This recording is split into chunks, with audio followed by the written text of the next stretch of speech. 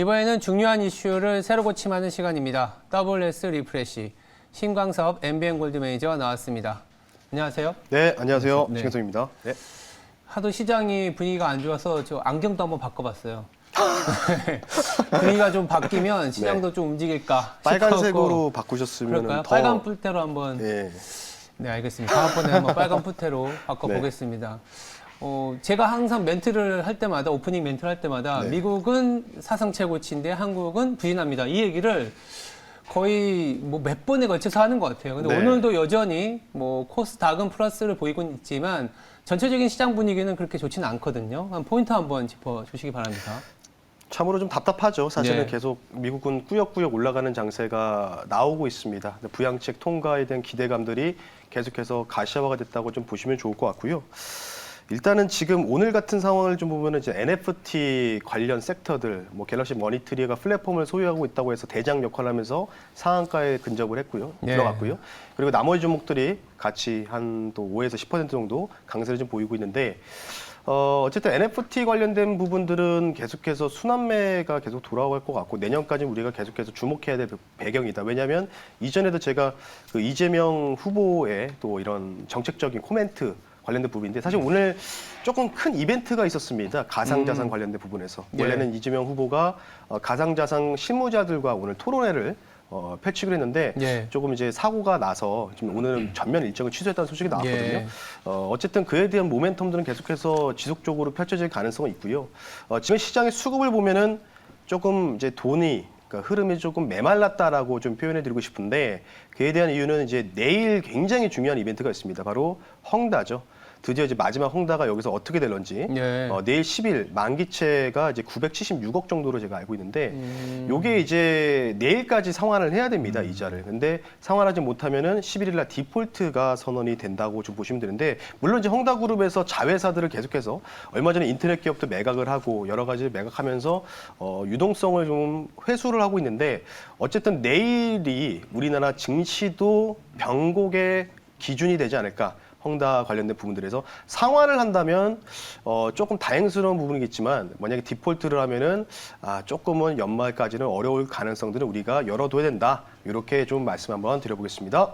중국 얘기가 여전히 한국 시장에 악재로 작용하고 있는 국면이고 뭐 NFT라는 모멘텀은 인정은 하지만 워낙 시장에서 상승에 대한 자신이 없다 보니까 일부 테마로만 투심이나 자금이 몰려가는 현상이 그렇게 꼭 시장의 성격이 좋은 건 아니다. 맞습니다. 그렇게 볼 수 있는 상황인 것 같습니다.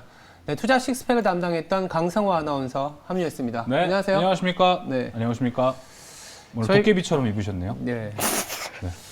그러니까 오늘 저희가 약간씩은 이제 조금씩 변화를 주면서 시장의 분위기를 이렇게라도 한번 바꿔보자. 저희가 힘을 내야 시장도 올라갑니다. 다음번에는 빨간 풀테와 빨간 정장을 한번 이렇게 빨간 넥타이 세 명이서 드레스 코드를 한번 맞춰보도록 하겠습니다. 알겠습니다. 시장이 강하게 나올 때 한번 저희가 해보도록 하고 오늘의 새로 고침은 좀 깊게 들어가 볼게요. 건자재 쪽인데 이 얘기를 안 할 수가 없는 게 워낙 시장의 수급이라든지 모멘텀이 적다 보니까 그걸 외부에서의 소위 말하는 모멘텀이 뭐 수출이라든지 뭐 중국의 수요라든지 미국의 뭐 회복이라든지 이런 것들 전혀 우리한테는 다가오지 않다 보니 내부적으로 챙길 수 있는 모멘텀에 관심이 갈 수밖에 없거든요. 맞아요. 그리고 이제 대선 가도가 워낙 본격화되어 있기 때문에 건자재 내지는 통틀어서 뭐 건설 이런 인프라까지도 어제 이제 미국도 인프라에 대한 모멘텀을 땡기기 시작했는데 저희들이 기대해 볼 만한 국내적인 이슈가 아니겠느냐라는 생각에서 건자재를 한번 얘기해 보도록 하겠습니다. 예전에 저도 기억하지만 매니저분께서 그 순환매 이런 인프라와 관련된 건설 건자재와 순환매 관련돼서 아마 조광 페인트였나요? 하여튼 PT 종목으로 PT 종목으로 주셨는데 아니나 다를까 최근에 페인트 가격이 줄 인상을 하고 있거든요. 맞습니다.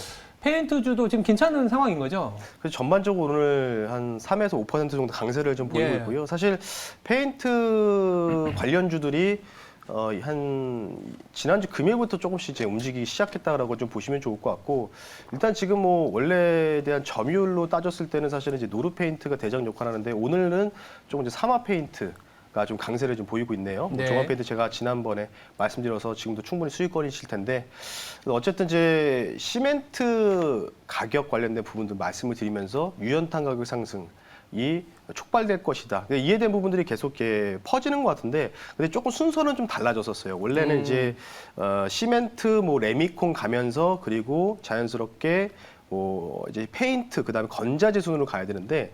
어제 같은 경우에는 뭐 정치 테마 관련된 이슈 좀 붙다 보니까 이 거푸집 만드는 기술이죠. 데크플레이트 관련주들이 올 급등이 나오는 현상들이 나왔고요. 예. 조금 순서는 좀 뒤집바뀐 부분도 있지만은 지금 원자재 가격에 상당히 민감한 업종 중에 하나가 바로 건자재라고 볼 수 있기 때문에 예. 그쪽으로 어느 정도 수급적인 부분이 매개가 쏠리고 있고요. 추가적으로 좀 더 말씀을 드리면은 이제 뭐 페인트가 움직이는 배경은 여러 가지 측면도 있겠지만은 페인트 가격이 좀 인상을 했던 부분이 있습니다. 네. 이제 페인트가 사실 수천 가지의 화학 원료 제품을 합성해서 합성 원료로 만드는 부분이 페인트라고 보시면 되는데 네. 한번 제가 자료를 한번 보여드릴 수 있도록 할게요. 네. 최근 이제 글로벌 페인트사가 어떤 식으로 단가 인상이 들어갔는지 일단은 지금 4대 회사를 먼저 말씀드릴게요. 악조노벨가 그리고 이제 인도 기반의 뭐 인디고 페인트, 뭐 버거 페인트 지금 연말까지 해서 지금 보시면은 약 8에서 15% 정도의 가격 인상이 들어간다.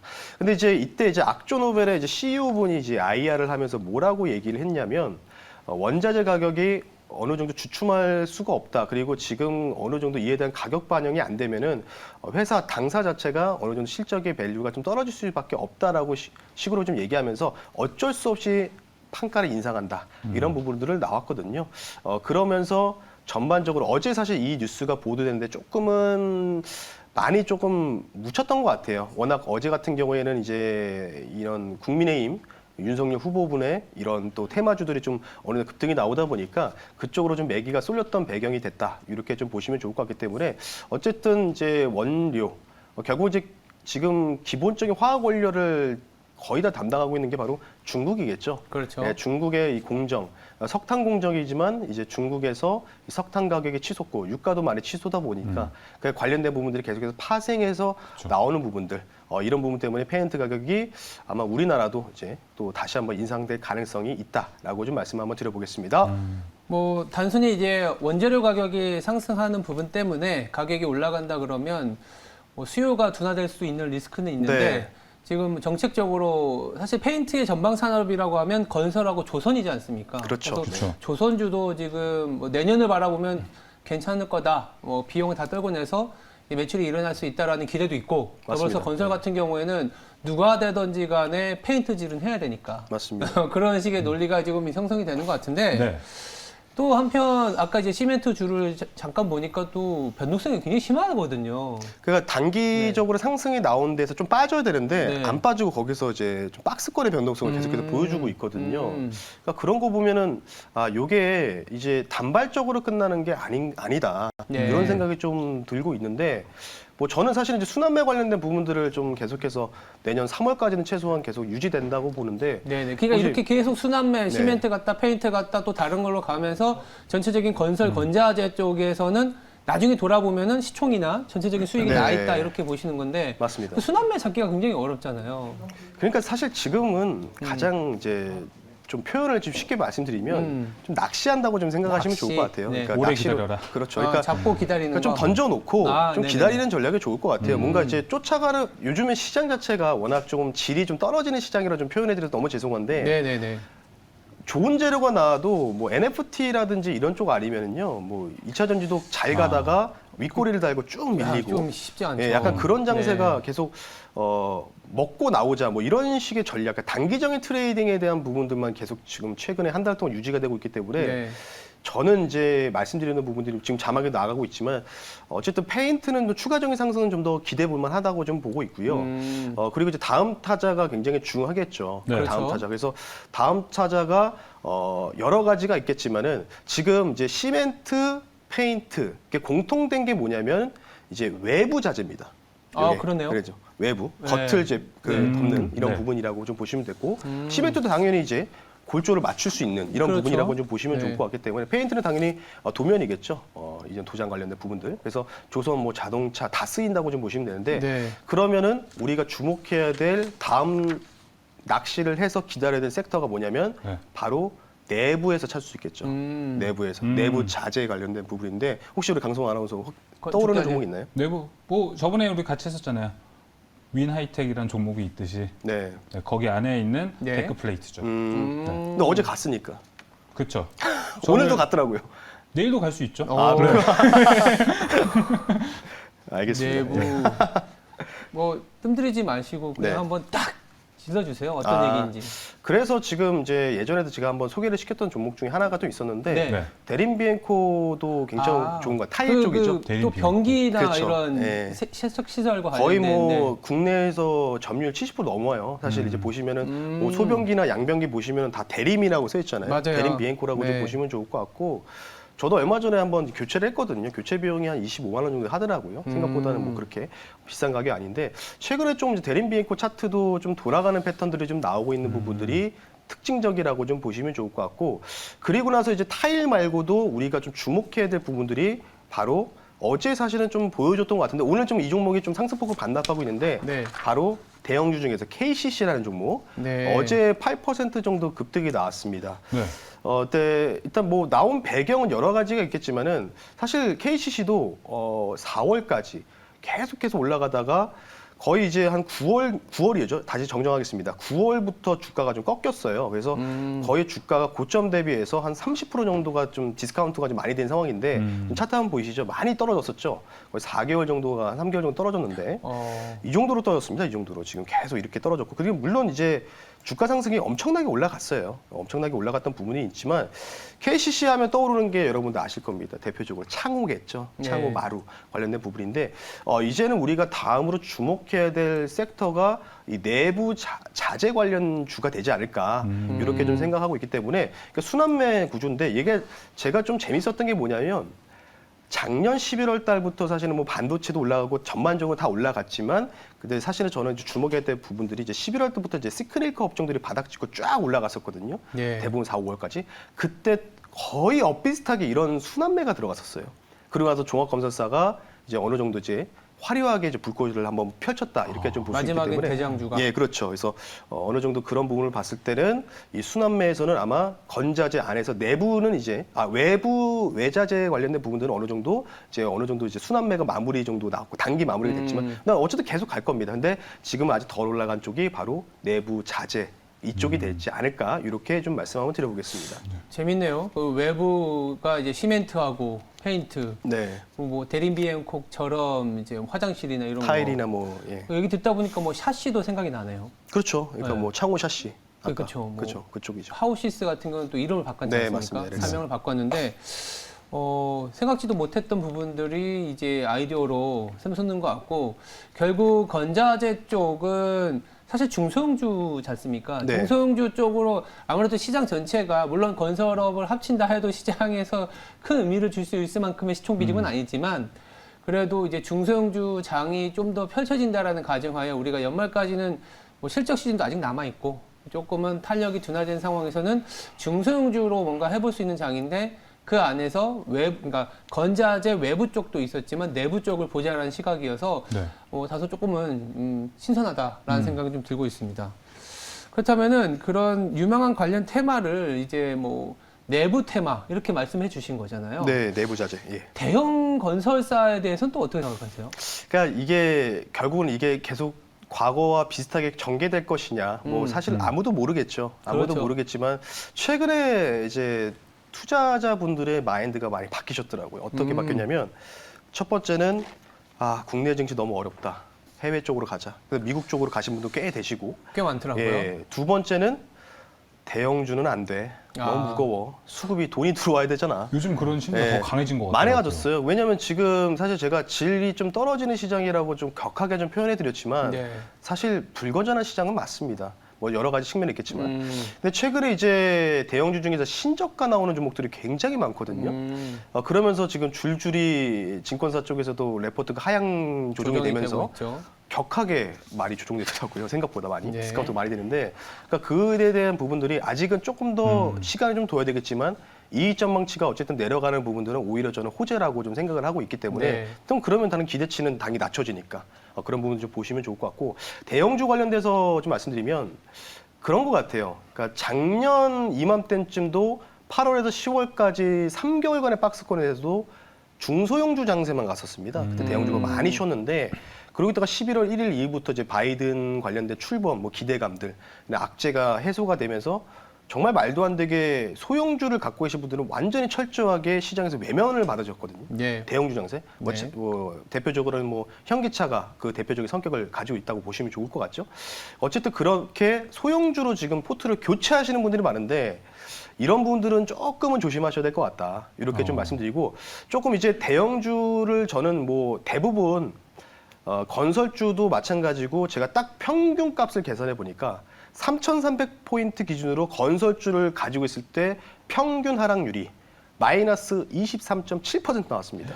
그러니까 대형 건설사를 갖고 있다. 현대건설이든 뭘 갖고 있든 HDC든 여러 가지 건설사를 갖고 있으면 3,300선에서 샀다고 하면은 지금 2,900선에서 왔다 갔다 하고 있지 않습니까?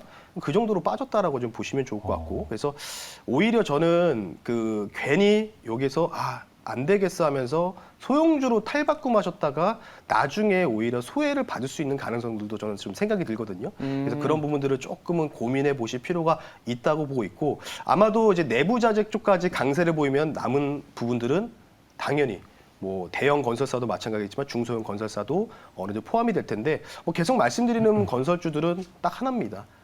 여러 가지 측면이 있겠지만은 바로 리모델링. 재개발이겠죠. 골조만 남겨두고 그 안에서만 이 세팅할 수 있는 이 설계라든지 시공할 수 있는 기업들 관련돼서 재개발지구 관련된 사업권 부지를 이미 이력을 가지고 있는 기업들 위주로가 앞으로 내년 상반기까지 주도주가 될 가능성들이 상당히 저는 있다고 판단되고 있기 때문에 그 관련된 사항들 좀 간단하게 한번 말씀 한번 드려봤습니다. 저도 이제 생각이 좀 비슷한 게 뭐 기대치가 좀 많이 떨어지고 주가도 하락하면 다들 이제 더 이상 안 본다라는 생각이 있을 네, 때 맞습니다. 오히려 반전의 계기를 찾아가는 경우도 있는데 탑다운 그러니까 매크로적인 측면을 본다면은 이 수출 증가율이라든지 전체적인 외부 환경이 별로 안 좋을 때 네. 내부에서 그 건설 쪽의 아이디어들이 좀 많이 올라오거든요. 거기서 답을 찾아야 된다 네. 뭐 이런 식으로. 네. 그리고 건설 수주액이 있고 건설 기성액이 있는데 건설 수주액 같은 경우에는 건설 기성 지금 계속 이렇게 뚝딱뚝딱 우리가 현재 활동하고 있는 그 지표의 선행성을 갖고 있거든요. 네. 건설 수주액 같은 경우에는 지금 올해 한 3분기, 4분기를 바닥으로 내년 상반기까지는 계속 올라가는 걸로 나와요. 그러니까 수주리 기받은 걸로는 이제부터는 건설 기성액이 내년 상분기, 그러니까 상반기까지는 오히려 시장은 피크아웃 논리로 지금 굉장히 힘든데 건설 쪽에 이익과 직결되는 부분들은 내년 상반기까지는 괜찮을 수도 있다. 이런 식의 아이디어가 맞물리기 때문에 대략 시장에서 소외될 때 아니면 이제 건설주 해외도 수주 안 나오고 뭐 정책도 어떻게 될지 몰라. 맞아요. 이럴 때가 조금은 기회로 다시 한번은 네. 찾아봐야 되는 타이밍은 아니겠느냐 생각도 좀 듭니다. 그럼 우리 리프레시에서 항상 얘기했었을 때 건설주가 정책을 봐가면서 좀 들어가자 이렇게 얘기를 했었잖아요. 네. 그러면 지금은 좀 생각이 바뀌신 건가요? 아니요, 정책은 맞는데 네. 대형 건설, 아니 건설, 건자재 이런 쪽에 시총이 워낙 작아져 있어갖고 시장에서 많이 외면당했다라고도 볼 수 있는 거죠. 그래서 지금은 오히려 외면당했는데 뭐 천정, 즉 피크아웃이라든지 정점을 지나는 업종에 대한 고민보다는 되려 이렇게 바닥이 뭐 올해 하반기일지 내년 상반기일지 모르겠지만 바닥이 점점 다가오는 업종에 대한 거는 분명히 저는 기회가 있다라고는 생각이 들거든요. 맞습니다. 네, 저도 그런 추가적으로 측면에서, 네. 더 한 말씀만 좀 드리면 정책 말씀하셔서 정책 관련된 부동산 정책 관련돼서 좀 말씀을 좀 드려볼게요. 네. 네. 사실 이것도 사실은 조금 건설주에 대해서 조금 이제 하향 관련된 부분이 좀 나왔던 부분인데 네. 바로 분양가 상한제 아, 도입이었죠. 그렇죠. 사실 그런 부분 때문에 7개월 만에 수도권의 아파트 가격들이 하락 전환했던 배경이 됐다라고 좀 보시면 좋을 것 같고 그러니까 사실은 이제 이 분양가 상한가 이 상한제도 자체가 조금은 이제 건설사 입장에서는 분양가가 높을수록 마진이 많이 남은데 그에 대한 부분들은 어느 정도 조금 이제 제한을 뒀던 부분들 그런 부분 거기에다가 이제 원자재 가격 상승까지 나오니까 마진율이 조금 떨어질 수 있는 가능성이 있지 않냐. 근데 이제 최근에 이제 재개발 관련된 부분을 보면은 지금 강남 쪽에서는 개포 대치구역에 재건축 사업장을 두 곳을 현재 심의가 통과된 상황입니다. 그래서 관련된 부분에서 아마도 신규 주택 관련된 모멘텀보다는 재건축이나 리모델링 관련된 부분들 그리고 여기서 파생돼서 공공주택이죠. 이거는 이제 아마 이재명 후보분이 추진하는 정책 중에 하나가 있는데 바로 임대주택 관련된 부분까지 좀 선별할 수 있는 종목들이 대형주에서 3군데가 있습니다. 여러분들. 그래서 그쪽으로 한번 여러분들이 보신다면 충분히 저는 기대 수익률이 크지 않을까 이렇게 간단하게 좀 마무리 좀 하겠습니다. 네. 그렇다면 지금 주목해볼 뭐 건자재 관련주 이거 혹시 P2로 넘기시는 건가요? 맞습니다. 아, 네. 네. 이렇게 딱 얘기하시는 게 뭔가 빌드업을 딱 하고 네, 맞아요. 이런 느낌인 것 같더라고요. 네. 알겠습니다. 그럼 저희가 오늘 PT도 있는데요. 네. 어제 가져왔던 네. 종목이 있어요. 와, 어제 이 코리아 센터가 오늘 좋은 흐름 좀 네, 보여주고 그렇죠. 있거든요. 네. 그래서 아마 리뷰를 원하시는 분들도 엄청 많으실 것 같아요. 네, 운이 좋았습니다. 이거는. 네, 이거는 좀 이슈가 좀 있어가지고 네. 오늘 좀 8% 급등이 나는데 어제 제가 이제 쫓아가지 말고 좀 이제 제가 어제 7,400원이야 이렇게 좀 말씀을 드리고 장중에 지금 고가 기준으로 한 11% 정도 수익이 나는데 뭐 하루 만에 뭐 이 정도 나왔고요. 일단 제가 주목하게 된 배경은 뭐 해외 직구 관련된 부분도 있지만 요소수 이제 관련된 부분들이 이미 이 중개 관련된 플랫폼을 이미 지금 만들어 놓은 상황입니다. 그래서 지금 아마 정부에서 2만 정도의 리터를 지금 이제 2,000대밖에 못 넣는데 하루에 지금 제가 알기로는 지금 이제 어느 정도 소비량 자체가 한 50만 톤 정도 된다고 하더라고요. 지금 네. 그런 부분. 그래서 이게 단발적으로 끝날 이슈가 아니기 때문에 요소수 관련된 부분에서 뭔가 이제 구매하려는 관련된 부분들. 그래서 코리아 센터라는 종목 말씀드렸는데 어쨌든 지금 추세 자체가 뭐 이제 좀 시작되는 이게 정배열로 전환되기 직전의 모습이기 때문에 만약에 이제 이 종목이 이번 주 안으로 요소수 이슈가 나오는데도 요 라인, 그러니까 8,000원 선이죠. 오늘은 이제 8,300원 정도까지 갔다가 밀렸는데 다시 한번 8,000원 선을 좀 뭔가 돌파하는 모습이 나오면은 이 종목은 여기서 추세가 전환되면서 한번 쭉 뻗어갈 수 있는 종목이다. 근데 8,000원 선을 다시 한번 넘어가지 못하면은 다시 여기서 맞고 밀릴 수 있는 자리이기 때문에 8,000원 선 돌파 여부 혹시나 보유 중이신 분들은 8,000원 선 돌파 여부를 집중적으로 보셨으면 좋겠습니다. 네, 네, 8,000원 선 돌파 여부가 가장 중요할 것 같고요. 코리아 센터 이어서 자 오늘 또 이렇게 빌드업을 차곡차곡 네. 해와서 터트릴 PT 종목도 말씀해 주시죠. 건자재가 이제 KCC도 있고 여러 가지가 있는데 KCC 좀 무겁다 보니까 좀 단기적으로 뭔가 우리가 좀 이제 수익 낼 수 있는 종목을 갖고 왔는데요. 네. 좀 가벼운 종목 가지고 나왔습니다. 한솔그룹에서 운영하는 바로 건자재 업체입니다. 한솔 홈데코라는 종목을 실시간으로 한번 소개를 한번 시켜드릴 수 있도록 하겠습니다. 코드 번호는 이제 027570이고요. 5750이고요.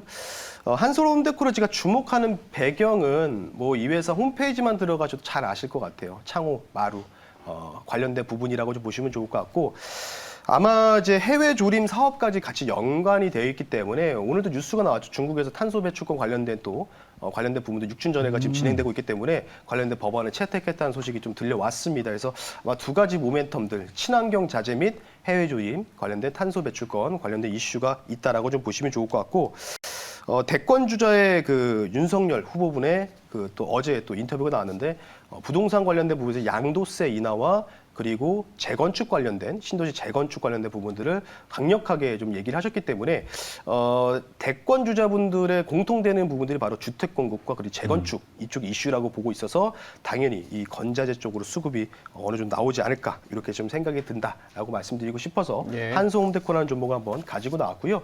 자, 이 종목 차트 한번 보면서 가격 전략을 좀 빠르게 말씀 한번 드려볼 수 있도록 하겠습니다. 자, 이 종목 같은 경우에는 1,880원에 실시간으로 저는 이제 체크를 해야 되기 때문에 편입한다라고 좀 말씀을 드리고 싶고요.